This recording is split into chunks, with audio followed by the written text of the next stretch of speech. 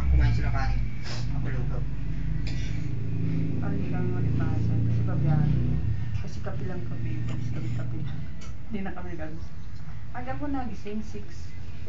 Tuluyan tulog ka. Hindi ko binigising. Nagpapumpusan magising. Nagising na lang ako. Gusto mo pa? Hindi. Gusto mo yan ako. Daniel, Patungaw na naman sa akin.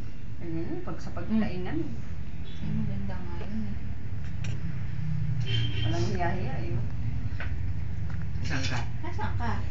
Ang layo ng binyahe mo ah. Layo dyan siya. Buti sinama ka ni mami mo.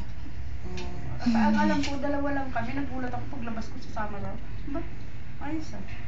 Kasama ako. Ang hirap kasi pag... Wala, baba na kayo. Parang kumana kayo. Pagkapalipas ng palipas ng oras ng kain mo, kumain kapag habang mainit pa, hinihigop na yung sabaw. Paano ka magkakagatas? Paano kayong bubutog yung dede mo? Punta mo malamig ka sa bangkay.